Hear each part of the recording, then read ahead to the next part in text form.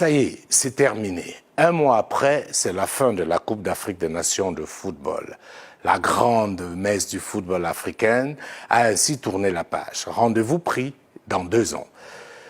Vous serez un peu surpris parce qu'il n'est pas habituel pour moi de parler de sport et de football. Mais j'ai tenu à faire cette chronique, étant moi-même un grand passionné de football, pour relever ma part de CAN. Quelle est l'appréciation que je fais de cette grande compétition qui mobilise pendant un mois l'Afrique? Dynamique, avec tout ce qu'on peut avoir comme émotion, comme moment de joie, de cris, de pleurs, d'insultes, de polémiques. Mais au-delà de tout ça, nous sommes-nous déjà posé la question à quoi sert l'organisation de ces compétitions par nos différents États? C'est une question qui me semble être importante aujourd'hui au regard de la situation de la plupart de nos pays.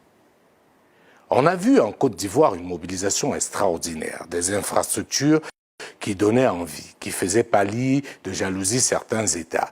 Tout le monde a salué la belle organisation, la qualité des stades, mais au-delà de cela, il y a une question fondamentale.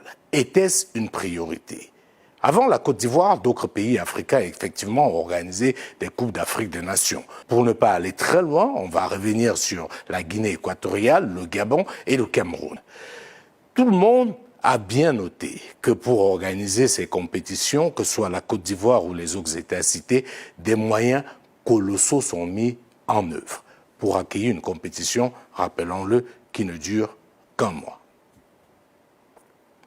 Je veux bien que le football soit un élément fédérateur, soit un moment de distraction, soit un moment qui fait plaisir, qui permet de se regrouper, mais n'oublions pas que c'est aussi un véritable business. Et que ça reste, après tout, rien que du divertissement. La question à se poser aujourd'hui, c'est de savoir, est-ce que nos États peuvent se donner le luxe d'investir autant pour ce que je considère comme des dépenses de prestige, alors que paradoxalement, dans nos hôpitaux, on manque de tout.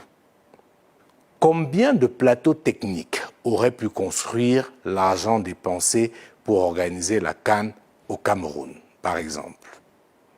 C'est une question qui mérite d'être posée. Est-ce qu'au lieu d'organiser cette CAN, on n'aurait pas mis tout cet argent pour transformer le système sanitaire camerounais?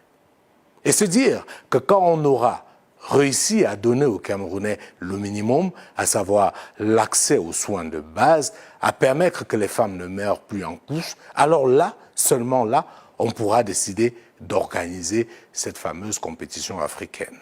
C'est un peu comme si vous êtes chez vous, avec votre famille, votre femme, vos enfants, et vous n'arrivez pas à leur donner à manger. Vous n'arrivez pas à envoyer vos enfants à l'école, mais vous décidez de vous prendre des vacances aux Bahamas, ou aux Seychelles, ou encore à Dubaï. Curieux, n'est-ce pas? En d'autres termes, est-ce que ces dépenses de prestige ne sont pas précipitées pour certains pays africains? Si on observe bien l'histoire de l'organisation des compétitions à travers le monde, vous verrez que si on prend l'exemple des pays d'Asie, par exemple, ils ne se sont lancés dans la quête de ce type d'activité qu'après avoir résolu un certain nombre de problèmes de base chez eux. Et quand ils ont décidé, pour le cas de la Corée et du Japon en 2002, d'accueillir la Coupe du Monde, c'est également parce qu'ils avaient quelque chose à vendre au monde. Ils avaient quelque chose à proposer au monde. La Corée avait déjà développé son industrie, notamment dans le secteur de la téléphonie avec Samsung, qui avait besoin d'accroître sa visibilité dans le monde, mais surtout l'industrie automobile sud-coréenne qui avait besoin effectivement de se positionner.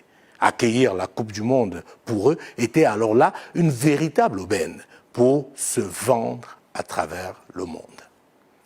Récemment, le Qatar a organisé une Coupe du Monde qui a fait parler. Certains ont même estimé que c'était la plus belle Coupe du Monde de l'histoire.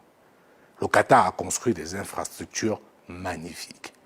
Mais ce qu'il faut relever, c'est que le Qatar, avant de chercher à accueillir la Coupe du Monde, s'était assuré d'avoir un niveau de développement conséquent. Polir son image, ne plus être cet État qui fait peur. Le Qatar voulait montrer qu'il peut être désormais une destination touristique et surtout diplomatique. qu'il n'a investi pour cela. Mais nous, autres Africains, par mimétisme, on court pour organiser des compétitions juste pour faire comme les autres. Ce qui est grave, c'est qu'on n'en tire jamais les conséquences. Alors jamais. Je ne sais pas ce qu'il en sera pour la Côte d'Ivoire. Il est peut-être encore temps pour eux de rectifier le tir. Mais pour les autres pays qui ont eu organisé la CAN ces dernières années, quel bilan pouvons-nous faire? Allons en Guinée équatoriale. Qu'est-ce que l'organisation de la Coupe d'Afrique des Nations a apporté à ce pays? Que sont devenues les infrastructures construites à l'époque à coups de milliards dans ce pays juste pour un mois de compétition? Les images donnent froid au dos. Des stades abandonnés, des hôtels en délabrement. Tout ça, pour ça, a-t-on envie de dire. C'est exactement la même situation au Gabon, où des sommes faramineuses ont été mises pour organiser la Coupe d'Afrique 2017. Mais après, qu'est-ce qu'on a fait des infrastructures? Que sont devenues ces infrastructures? La situation du Cameroun n'est pas en reste. J'ai envie de dire, elle est même un peu plus alarmante. Parce que le Cameroun a dépensé énormément pour cette compétition. Aujourd'hui, une image a fait le tour des réseaux sociaux récemment, c'est celle du stade d'Olembe abritant un mariage. Ce stade de foot qui a été construit à coups de milliards, on parle de pratiquement 180 milliards de francs CFA, n'est même pas encore achevé, que certains parlent déjà de la nécessité de sa rénovation. 180 milliards de francs CFA. Pendant ce temps, dans des hôpitaux au Cameroun, les gens meurent par manque de soins. Vous avez des mamans retenues prisonnières dans des hôpitaux parce qu'elles n'ont pas les moyens de payer leurs soins de santé. Mais on a mis 180 milliards pour construire un stade qui, au final, ne sert à rien. Véritablement. Voilà, nous sommes à l'hôpital Génico. Nous sommes à l'hôpital Génico avec un cas d'urgence. La maman a eu un accident avec son enfant. Elle est déjà décédée dans la voiture. Voilà l'enfant ici à l'entrée. L'enfant ici à l'entrée, personne ne veut prendre cet enfant en charge. Vous-même voyez ce pays. Voilà l'enfant qui est en train de partir dans un centre d'urgence. Voilà donc la triste réalité dans laquelle vivent certains Camerounais, et je dirais certains Africains. Quand vous regardez ce type d'image, comment ne pas penser à quoi sert le stade de Limbe, le stade de Bafoussam et même celui d'Olembe? Pendant ce temps, l'essentiel du débat au Cameroun est cristallisé non pas par l'augmentation du prix du carburant et le coût de la vie qui est devenu de plus en plus cher, mais par le bilan des Lions indomptables à la Coupe d'Afrique des Nations. Rigobertson doit-il quitter la sélection des Lions indomptables? Samuel Eto'o a-t-il véritablement voulu démissionner de la Fédération camerounaise de football? Quand vous écumez les réseaux sociaux et les différents forums dans lesquels échangent les Camerounais, voilà ce qui fait l'essentiel des discussions. Alors que dans le même temps, ce pays est confronté à des véritables problèmes. La réalité est beaucoup plus difficile. C'est donc, madame, monsieur, une interpellation. Il est question de se demander une fois pour toutes où se situent nos priorités. Les Africains ne peuvent pas continuer à faire du mimétisme. Comme on le dit souvent, il faut apprendre à ramper avant de marcher. Ce n'est pas parce que nous voyons les autres marcher que nous pensons que nous devons absolument marcher alors que nous ne sommes pas prêts pour le faire. Nous sommes à l'hôpital Jameau de Yaoundé, où il y a eu coupure depuis 19 heures et on nous fait comprendre que le générateur n'a pas de carburant. Nous avons des gens en urgence qui sont sous oxygène et on nous fait comprendre qu'il n'y a pas de carburant. Un hôpital sérieux. Nous sommes à l'hôpital Jameau. Voilà, c'est dans le noir, partout. C'est dans le noir. La question aujourd'hui, c'est de savoir comment continuons-nous à faire les mêmes erreurs année après année. Comment n'arrivons-nous pas à tirer parti des erreurs commises par les autres? Si on revient sur le stade d'Olembe, s'il avait été bien pensé, il aurait pu être exploité au-delà de la CAN.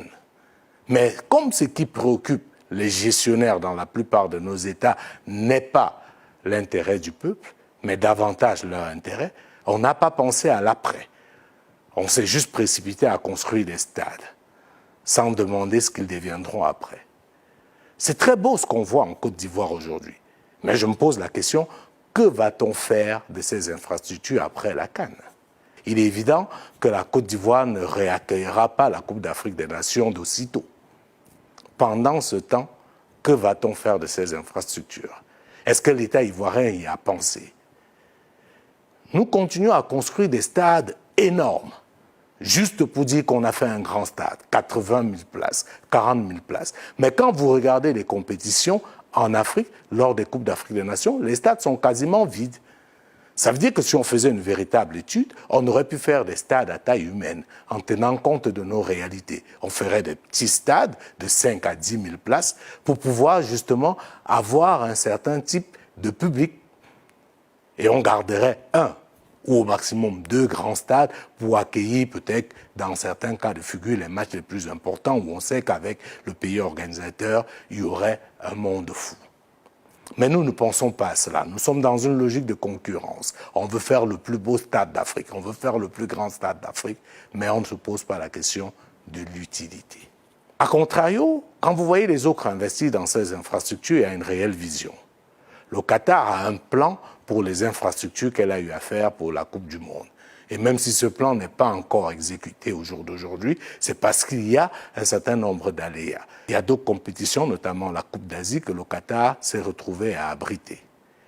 Donc il est question aujourd'hui, madame, monsieur, sans dire qu'il ne faut plus jouer au football en Afrique, parce que moi-même je ne suis pas sûr que je m'en remettrai, de penser objectivement et de nous poser simplement les bonnes questions, à savoir où se situent nos priorités et comment pouvons-nous faire des investissements qui nous soient bénéfiques pour aujourd'hui, mais davantage pour demain. Ceci dit, madame, monsieur, il faut totalement un changement de paradigme. Et là, j'interpelle une fois de plus les peuples d'Afrique. Parce que c'est aux peuples de prendre leurs responsabilités. Ils doivent pouvoir exiger des comptes à leurs dirigeants. Il faudrait que pour les années à venir, pour qu'un pays abrite l'organisation d'une compétition comme la CAN par exemple, que ce soit avec l'accord de son peuple. Et ce peuple-là doit exiger un certain nombre de choses, en estimant par exemple qu'il est inadmissible qu'on mette des milliards pour organiser la CAN alors qu'on manque d'eau potable, alors qu'on manque d'électricité, alors qu'on manque de médicaments dans les hôpitaux, alors qu'on manque de médecins.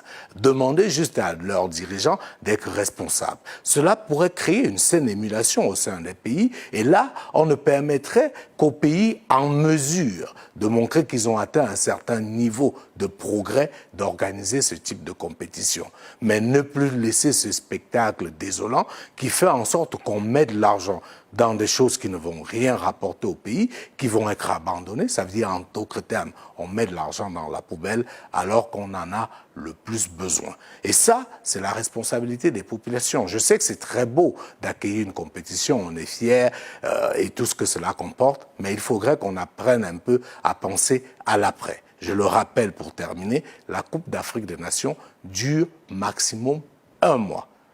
Un seul mois. Est-ce que 1 mois vaut la vie d'un État? C'est des questions auxquelles il faudrait que nous essayions de réfléchir.